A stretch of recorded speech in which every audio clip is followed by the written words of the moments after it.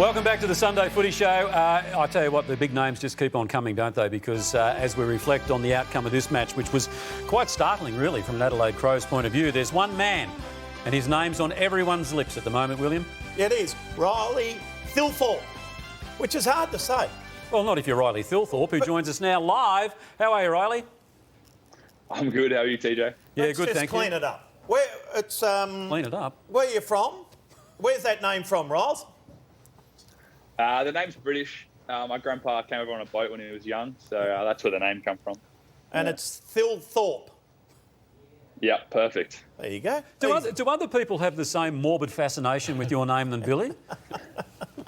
I don't really understand it. It's said exactly how it's spelt, but people seem to struggle with it a bit, so I guess it's a pretty tough name. Now, sorry, but is your nickname Filthy, is it?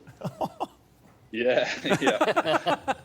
Hey, now, I'll get on the footy matters. No, because I was going to ask a nickname too, because I saw a Haileybury debutant was named Woozle, Josh Worrell. But anyway, I digress, sorry. Thanks, Bill. What to do with it? You went 36 points down, Riley. Talk us through the turnaround. Did he go off Matty Nix or he stayed pretty composed? Nah, he's really good. He stayed pretty composed. We knew that we were good enough to beat any team in the league, so we just had to back ourselves and play our game plan, and we knew we had a good shot at winning the game still. Saw that free kick there, Riley. Was it a free kick? The umpire said that Dougal Howard prevented you from marking the footy. You reckon you got lucky there or not? Oh. Well, it's none of my business, is it? I can't control what they do. I was just trying to compete and obviously kick the goals. So, that happens. Well, let's talk about swings and roundabouts. Because it's been an unbelievable first year. They made you earn it. Round 6, you had to wait until your debut after an impressive pre-season. Was it frustrating at all early because you came in against the Hawks and kicked 5 on debut and haven't looked back since?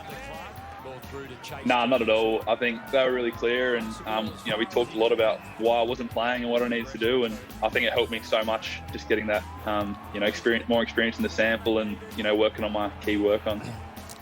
Basically, everybody had a better second half than their first half. Rory Sloane, 4 disposals in the first half, and he kicked a big goal late, big smother. And Tom Doedee, I thought your leadership, particularly in that second half, when you needed to come at them, was there. Yeah, they're unbelievable, both Tommy and Sloaney. They personify what the club's about, and their selflessness and team-first mentality is really unbelievable. Rolly, have you kicked a goal over your head before? Not like that. We were actually practicing it pre-game last week for some weird reason, and that's what I'm going to put it down to, I reckon. With your left foot? Yeah, left foot. Yeah, I don't know, just threw it on the boot and it worked out all right, I guess. Just the 8 games you have played, obviously as a forward mostly, the 16 goals coming from those 8 games. As you develop, do you see yourself spending some time in the ruck? Yeah, probably that second ruck, I think. Riley Bryan does a great job and he's an absolute workhorse in there, so he doesn't need me all the time, but, I'm there whenever he needs me for a chop out, I guess. Riley, I have to talk about the shot you had before, your spectacular one, not being able to score with 1:30 to go. Did you know how much time was left on the clock at that stage? Nah, no idea how long was left. I didn't even know we were a point down, to be honest. I was a bit clueless and took myself out of the snap, which I, practice all the time. So it was a bit, I've learned from it, I guess. Riley, not a bad result for a team that's supposed to be the worst in 30 years. No, we just... Who said that, No comment. Yeah, I know, it's all right. You can say, mate, it wasn't the worst team in 30 years, TJ. It was the worst Adelaide team. And look, they've surprised us. Oh, that makes it better. I think the ability to hang in there from a young group and the culture that you're building down there is significant. What is the group and the strengths to be able to do what you did from 0 to 36 down last night? Yeah, I mean, the group's unbelievable. We're obviously really young, but, we all work together, all know our roles and play them. I think that consistency is probably the next step, but, it's really important just to keep seeking the ball, keep tackling, keep hunting the footy. I think that's a big key area for us, and when we're firing, we're hunting the ball, we've got that shape around the ball and we're using it well. Lord, I mentioned young Worrell played his first game, but there's some imagining ways to get your first game. We've had parents on the line, but they took his car out onto the ground and put a note on his steering wheel, I believe. Yeah, one of the players actually drove his car out a couple months earlier, so it was the second time round, which is even funnier, I reckon. And then, Nixie brought us in and told us what was actually going on. It was, hilarious. And Riley, you've made into our votes. You were fantastic. 16 disposals. You kicked the important goals when they were there to be won. It was a tough night for forwards in those conditions in Cairns, but Laird, Crouch, Steele, you expect the on balls to get a lot of ball, but you were brilliant last night when the game was there to be won. Now, Riley, I could talk to you all day, not about football, but my favourite sport, ice hockey.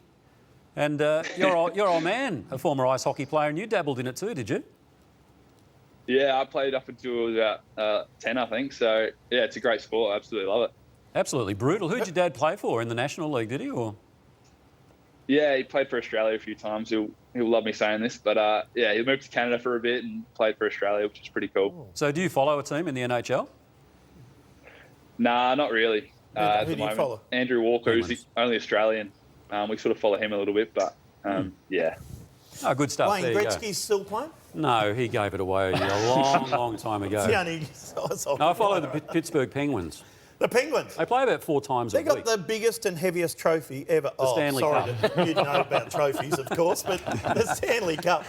Okay, Thilthorpe, you get the dozen Callaway Chrome soft golf balls. You'll love these, mate, and the Odyssey towel there. The Travis Matthew 4 caps. It's 4 to keep a lid on it at the golf course. The Aquila shoes and clothing. You'll love that, mate. They've been with us since 1958. Probably not, but they started in 1958.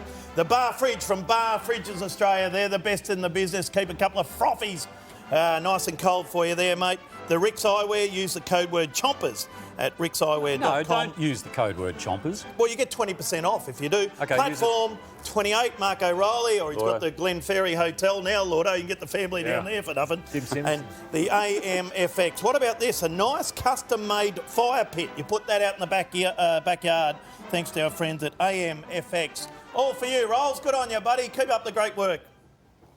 Beautiful. Thanks heaps, guys. All right, good on you, mate. Riley Thilthorpe joining us there. And, well, he's going to be a real talent, isn't he? 7 games, 8 And games. he's kicked multiple goals every single week, so he's absolutely dominant. And he could easily have been the #1 draft. Taken number 2, wasn't he? Yeah, Dougal, Hagan and Thilthorpe, the best 2 in it.